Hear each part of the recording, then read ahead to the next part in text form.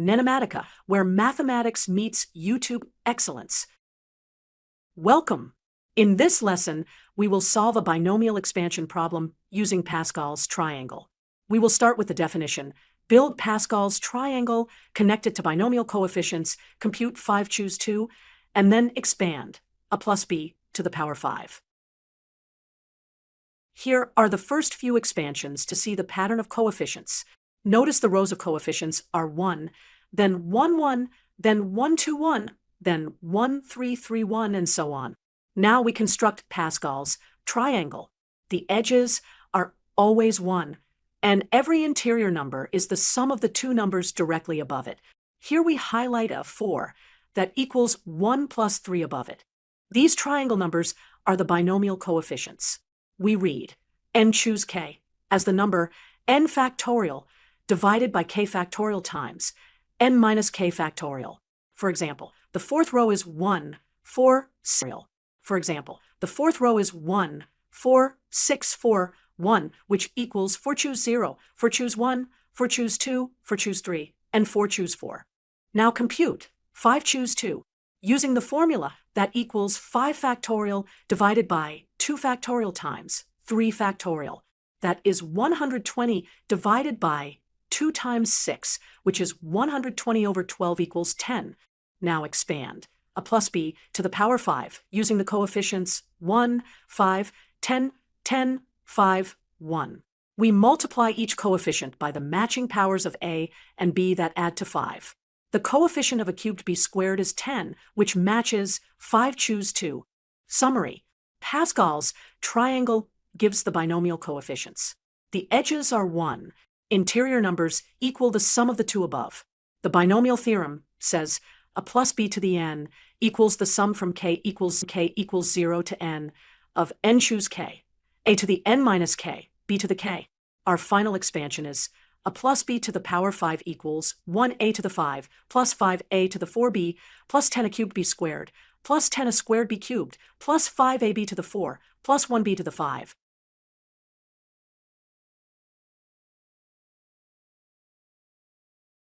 In this lesson, we will construct Pascal's triangle step by step, exactly following the classic rule.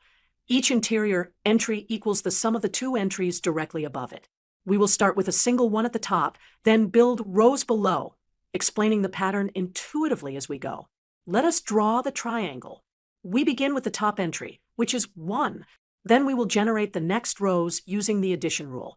Now, apply the rule row by row. Row 1 has 2 entries. They are both 1s at the edges. Row 2, the edges are 1s. The middle entry is 1 plus 1, which equals 2. Row 3, edges are 1s. The interior entries come from adding above neighbors. 1 plus 2 equals 3, and 2 plus 1 equals 3. Row 4, edges are 1s. Then 1 plus 3 equals 4, 3 plus 3 equals 6, and 3 plus 1 equals 4. Row 5, edges are 1s. Then 1 plus 4 equals 5. For plus 6 equals 10, 6 plus 4 equals 10, and 4 plus 1 equals 5. Formally, if we call the entry in row n and position k, with both counting from 0, c of n choose k, then the rule reads, c of n choose k equals c of n minus 1 choose k minus 1 plus c of n minus 1 choose k. This identity builds every interior entry from the two neighbors above. Pascal's triangle also gives the binomial coefficients for the expansion of a plus b to the power n. For example,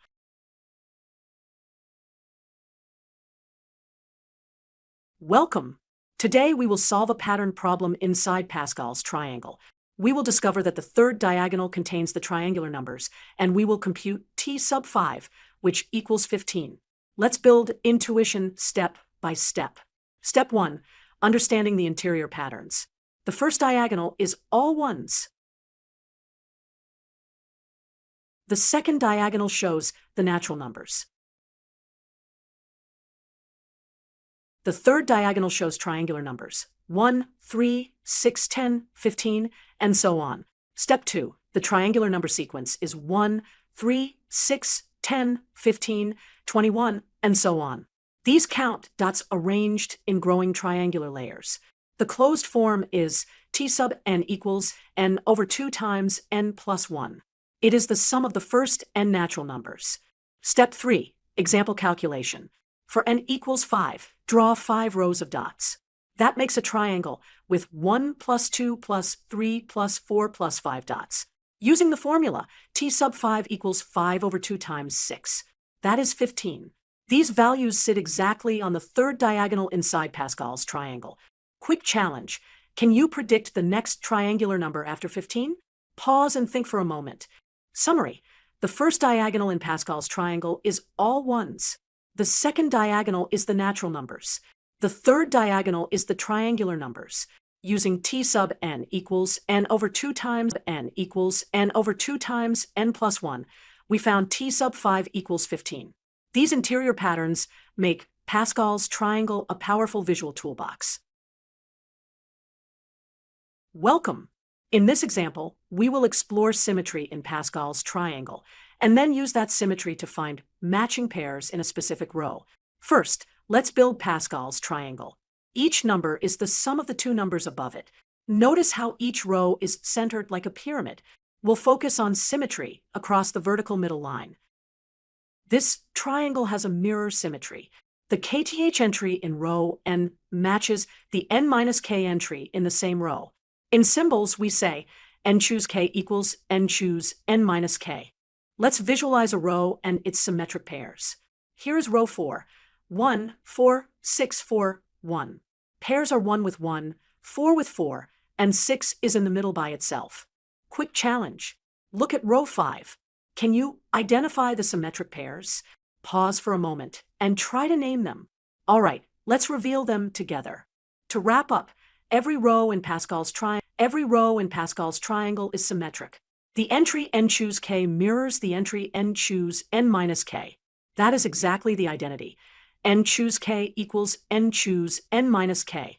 You can use this symmetry to quickly spot equal numbers and to simplify binomial coefficient problems. Great work! In the next lesson, we will use this symmetry to evaluate.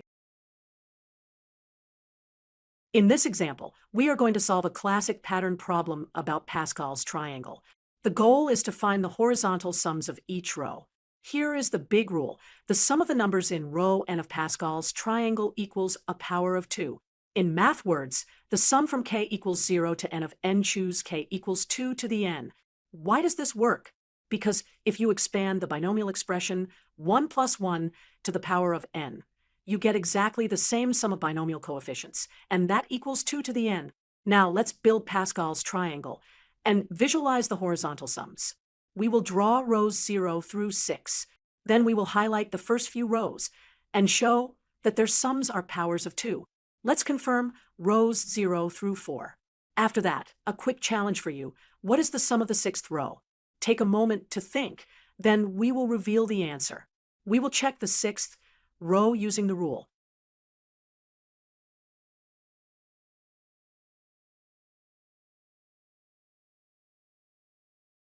To summarize, the horizontal sum of the numbers in row n of Pascal's triangle is 2 to the n.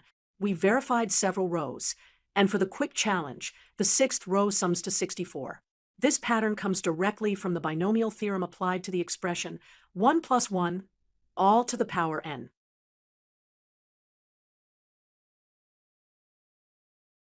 In this lesson, we will use Pascal's triangle to understand the exponential growth pattern of the number 11, and we will solve the problem of writing the digits of powers of 11 using Pascal's triangle. Here is Pascal's triangle. Here is Pascal's triangle up to row 6. Each entry is the sum of the two entries above it. These numbers are the binomial coefficients. Watch how the first 5 rows map directly to the digits of 11 to the n. For small exponents, the digits of 11 to the n match the entries in row n of Pascal's triangle. Specifically, 11 to the 0 is 1. 11 to the 1 is 11. 11 squared is 121. 11 cubed is 1,331. 11 to the 4th is 14,641. Why does this work? Because 11 to the n equals the quantity 10 plus 1 to the n. When you expand, you get the sum of binomial coefficients times powers of 10. That is, 11 to the n equals the sum from k equals 0 to n of the binomial coefficient, n choose k times 10 to the power n minus k. When the coefficients are single digits, they fall into separate place values and read off as digits. But once a coefficient is 10 or more, you need carrying from one place value to the next, just like regular addition in base 10. Let's do 11 to the 5th with carrying. Row 5 is 1, 5, 10, 10, 5, 1.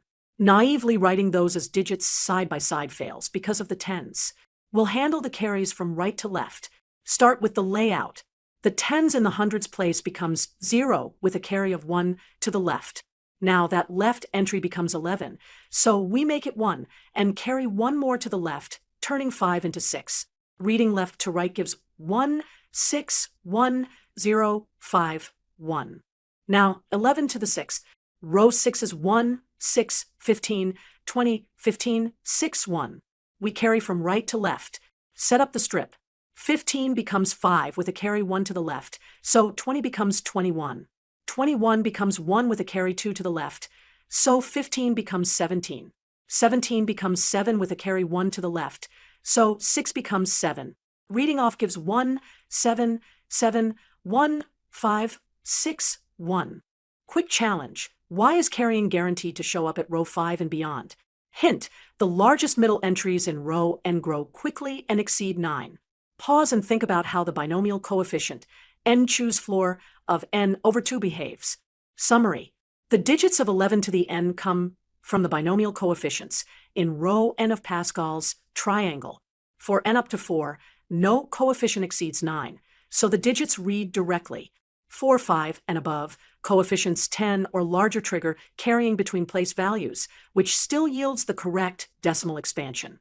This is a geometric window into the binomial theorem in action. In this lesson, we will explore a beautiful pattern hidden inside Pascal's triangle, how perfect squares appear as sums of two adjacent triangular numbers. Here is Pascal's triangle. Each number is the sum of the two numbers just above it. We'll use it to spot square numbers like 3 squared, 4 squared, and 5 squared. Key idea.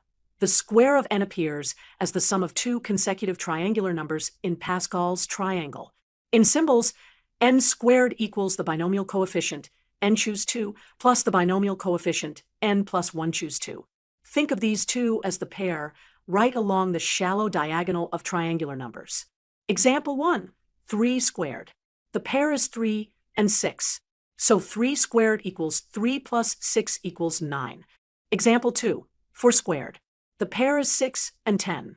So 4 squared equals 6 plus 10 equals 16. Example 3, 5 squared. The pair is 10 and 15. So 5 squared equals 10 plus 15 equals 25. Why does this work? Here is one intuition. A square of side n has n by n little unit squares, so it has n squared total. Split that square along a diagonal. Above the diagonal, there are 1 plus 2 plus up to n minus 1 squares, which is n choose 2. Below the diagonal, there are 1 plus 2 plus up to n squares, which is n plus 1 choose 2. Together, they form n squared. Quick challenge. What is the sum of the two numbers adjacent to 6 in this pattern? We pair 6 with the next triangular number 10. Their sum is 16. So the answer is 16. To summarize, along the triangular number diagonal of Pascal's triangle, the sum of two consecutive entries gives a perfect square. This makes a quick and elegant way to spot square numbers like 9, 16, and 25 right inside Pascal's triangle. We will discover how the Fibonacci sequence is hidden inside Pascal's triangle. The numbers you see are the binomial coefficients. They are arranged in rows, 1 at the top, then 1, 1, then 1, 2, 1, and so on. Look closely at the shallow diagonals that lean gently to the right. The Fibonacci numbers appear when we add the shallow diagonals. Watch the first 4. First diagonal, 1. Second diagonal, 1. Third diagonal, 1 plus 1 equals 2. Fourth diagonal, 1 plus 2 equals 3. Continuing the pattern, fifth diagonal, 1 plus 3 plus 1 equals 5. Sixth diagonal, 1 plus 4 plus 3 equals 8. Seventh diagonal, 1 plus 5 plus 6 plus 1 equals 13. Eighth diagonal, 1 plus 6 plus 10 plus 4 equals 21. Quick challenge for you. What comes next if we add the next shallow diagonal? Take a moment to think about it. The next sum is 34. There is also a compact rule. Each Fibonacci number equals a sum of binomial numbers taken along a shallow diagonal of Pascal's triangle. To summarize, the shallow diagonals of Pascal's triangle add up to 1, 1, 2, 3, 5, 8, 13, 21, then 34, and so on. Now, you know a beautiful connection between binomial numbers and the Fibonacci sequence.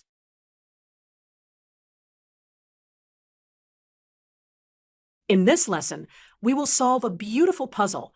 What pattern appears when you color the odd numbers in Pascal's triangle? We will build the Sierpinski triangle step by step, then build Pascal's triangle, and finally reveal how the two are connected. Quick challenge. Pause and guess the fractal pattern you expect to see. First, the Sierpinski triangle construction. Start with one large equilateral triangle, connect the midpoints, and remove the central triangle. Repeat the process on each remaining triangle to reveal self-similarity. Now, let's build Pascal's triangle. Each entry is a binomial coefficient, read as n choose k. Next, color the odd entries bright green and the even entries dim. Watch the fractal appear. This pattern is exactly the Sierpinski triangle. Why does this happen? Think in terms of parity, that is, odd versus even. In modulo 2 arithmetic, odd numbers act like 1, and even numbers act like 0. A Pascal entry is n choose k. Color it if it is odd. A simple rule. An entry, n choose k, is odd exactly when in base 2, each digit of k is less than or equal to the corresponding digit of n. No binary carries occur when adding k and n minus k. Let's see a couple of quick examples. To wrap up, coloring the odd numbers in Pascal's triangle produces the Sierpinski triangle. The steps were: build Pascal rows, check odd entries, and notice the self-similar gaps. This is a beautiful link between combinatorics and fractal geometry. Challenge answered. The fractal is the Sierpinski triangle. Thank you for watching. Don't forget to like, subscribe, and hit the bell icon for more math lessons. NENOMATICA, where mathematics meets YouTube excellence.